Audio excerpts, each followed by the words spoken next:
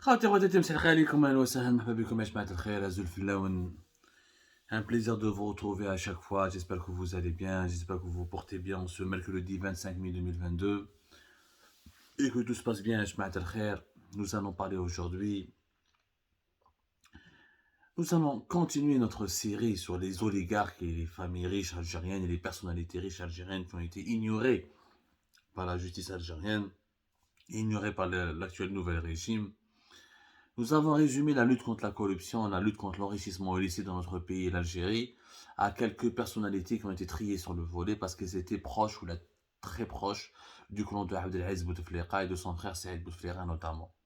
Je parle des oligarques médiatiquement connus, comme médiatiquement célèbres, comme les Koninef, Ali Haddad, Almi, Tahkout et tout le groupe qui sont en prison. Une dizaine d'hommes d'affaires et de grosses fortunes du pays qui ont été emprisonnés et jugé dans des procès expéditifs, parce que la justice algérienne a fait des procès politiques, parce qu'on a démontré à chacun de nos articles sur Algérie Part, à chacune de nos enquêtes, ces affaires judiciaires ne s'appuient, ont été tellement bâclées, leur exécution a été tellement rapide, qu'elles s'appuient sur des éléments complètement infondés, et très peu de preuves de corruption ont été fournies finalement.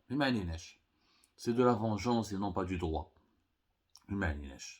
تكلمنا la dernière fois على بليكاز وهضرنا على بليكاز ولا personnalité تاع بليكاز et les affaires de بليكاز cet oligarque homme d'affaires richissime algérien qui bénéficie d'une impunité et d'une passivité qui bénéficie d'une impunité يعني intrigante يعني حتى واحد ما يدنا عليه alors qu'il a des affaires il a pris des contrats et des marchés aussi importants que ceux de Ali Haddad parce que lui il a commencé les années 80 bien avant les années 90 يعني من لا ديسيني نوار من قبل لا ديسيني نوار والواحد ويترفه.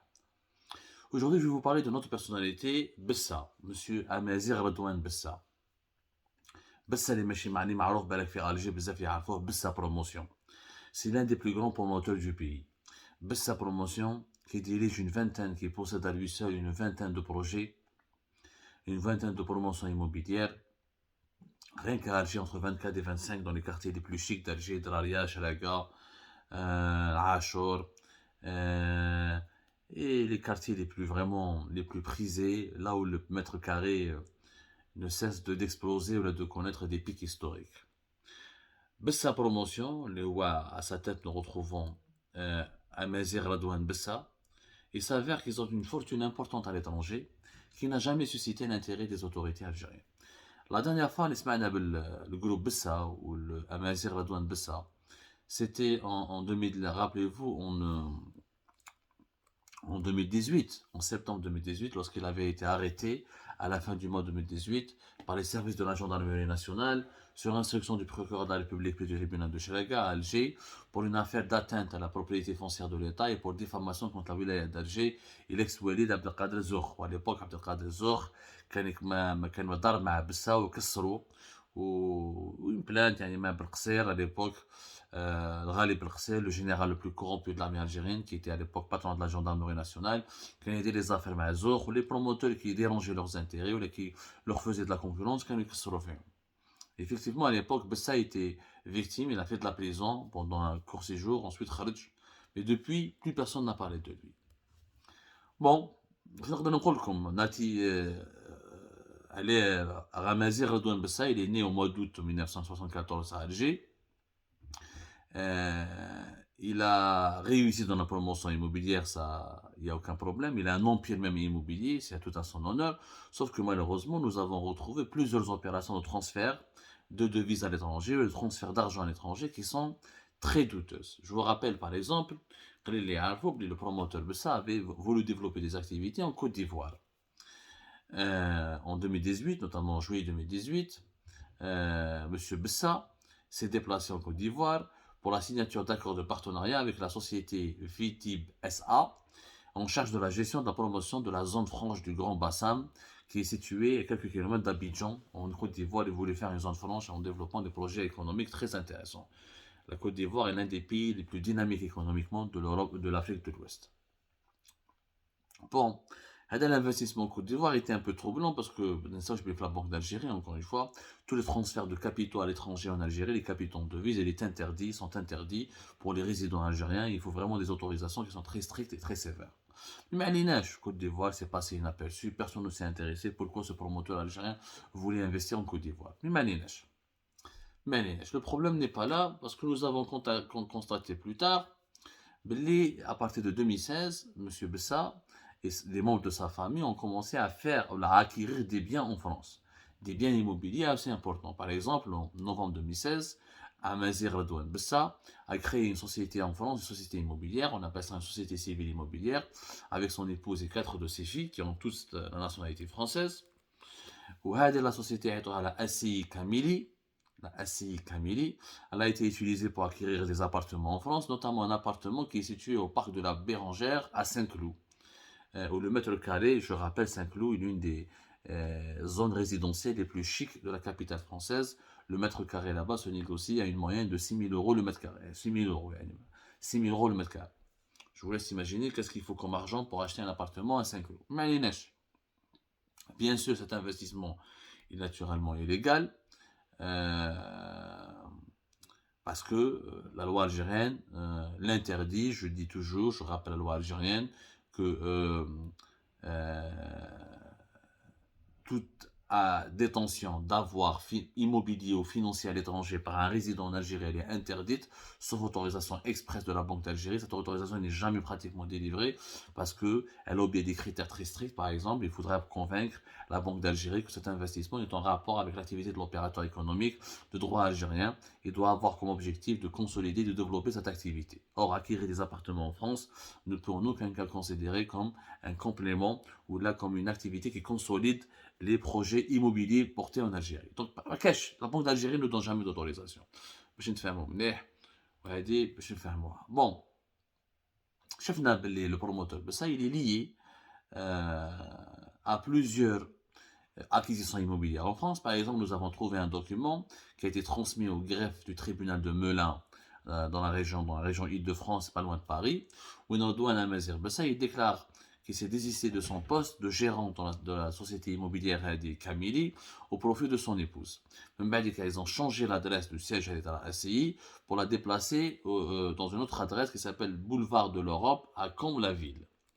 Bon, sauf que l'adresse Hadi, elle correspond à une adresse où nous avons retrouvé une autre entreprise qui a été créée à la fin de l'année 2015 par toujours Redouane Amazir Bessa avec un certain de ses partenaires français qui s'appelle Stéphane Serror. Bon, l'entreprise Hadi a été Matirissi, qui a été créée dans le 8e arrondissement de Paris. Le 8e arrondissement, c'est l'un des arrondissements les plus chics de Paris, les plus chers. Hadi, c'est une société par action qui avait pour activité d'acheter et qui faisait de l'achat et de la revente des matériaux de construction, de la promotion immobilière et de l'acquisition et la vente de tous les immeubles ou opérations de construction en France ou à l'étranger. Toutes ces activités nous prouvent que M. Bessa, donc à partir discrètement, sans vraiment se faire remarquer, sans attirer les regards, à partir de 2015, il faisait des activités immobilières et des acquisitions immobilières grâce à sa société en Europe, notamment en France, avec un partenaire français où la société est basée au 8e arrondissement. La société s'appelle Matirissi. Les autorités. Nous avons sur Algérie Part publié tous les documents et les preuves, traces écrites, tout ça, qui démontrent la véracité de ce qu'on est en train de vous rapporter. Bon, on retrouve parmi les partenaires, les affaires, les associés, les affaires en France, ça, ils ont investi dans d'autres sociétés. Par exemple, une autre SCI, une autre société immobilière, Osma Monte Cristo à Paris, qui date depuis 2008, qui achetait des appartements notamment à la rue Condorcet à Paris. Sabna Fanik, une autre société, la PM Management, qui a été créée en 2013 à Paris, qui a pour objet aussi la promotion immobilière. Sabna, notre partenaire, notre associé de M. Bessa, qui habite et qui possède des logements dans le 8e arrondissement, ou dans une société aussi Artermo. Sabna énormément de sociétés. Sabna une autre société qui a été créée en mars 2016 et qui fait de l'import-export, qui est dénommée AB Service et qui est basée à Paris, rue de la Pépinière. يعني كانه هذا البروموتور بصح il est intelligent. ما خدمش باسمه، خدم باسم مرته وبناته كان ناسيوناليتي فرونسيز، من بعد دار نوتر انفستيسمون افيك ان فرونسي، من بعد افيك دوتر زامي qui sont pratiquement tous français ou des franco-algériens, et on retrouve ces personnes en train de faire des investissements dans plusieurs autres domaines qui concernent tous directement ou indirectement la promotion immobilière. Ça, il était très intelligent, c'est un montage. Je n'ai pas la preuve, bien sûr, que c'est lui qui finançait les activités de tous ses partenaires, mais le doute, il est permis. Une enquête, des autorités algériennes pourrait permettre d'éclaircir tous ces points-là, parce que M. Redouane Amazir Bessa a quand même des choses à cacher, vu la complexité des montages qu'il fait. Il crée une société familiale, il crée une autre société avec un partenaire français, la société هذه يخرج يخدم مع واحد son associé principal avait déjà travaillé avec pas mal d'Algériens pour dans d'autres sociétés immobilières ou dans d'autres sociétés qui font de la promotion immobilière. Il y a un montage complexe où on utilise des prête-noms, on utilise les noms des filles, le nom de madame, tout ça pour acquérir des biens et investir de l'argent en France, naturellement de l'argent qui vient de l'Algérie, parce que M. Bessa s'est enrichi uniquement grâce à l'Algérie. Mais je rappelle, nous avons trouvé que M. Bessa avait investi en Espagne. En septembre 2016, par exemple, M. Bessa va créer à Barcelone une société qui s'appelle la société Matérici, qui a pour objet la promotion immobilière, dont il est cette fois-ci l'unique actionnaire. Il y a une autre société fait Barcelone en septembre 2016. En juillet 2014, il avait créé une autre société, la société Milos Europe, qui est spécialisée toujours dans la promotion immobilière, l'hôtellerie, la restauration et l'import-export. C'est une société que M. Bessa, le richissime promoteur algérien, est resté dans cette société le principal administrateur jusqu'à la fin du mois de juillet 2019. Un certain Youssef Boulnouar, qui est un autre d'affaires algérien, qui est un autre businessman algérien, qui possède la société Safak, spécialisée dans les matériaux de construction. Il se trouve qu'à partir du 1er octobre 2018, en Espagne, la famille Bessa va changer de nom de société. Ils ont créé un groupe, le groupe Protec.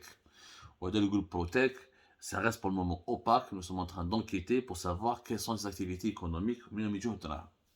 Quoi qu'il arrive, en Espagne, France, il s'avère que M. Bessa, le richissime promoteur immobilier, a développé des activités importantes à l'étranger, notamment en France et en Espagne, que ces activités lui ont permis d'acheter plusieurs biens immobiliers, d'avoir un patrimoine financier en devises immobilières important à l'étranger, et tout cela en cachette, à l'abri des regards de la justice algérienne, du fisc algérien et des autorités algériennes. Donc ce richissime promoteur qui vend du rêve dans les plus beaux quartiers d'Alger et dans des résidences luxueuses a aussi quelques secrets troublants à travers ses activités en Espagne et en France.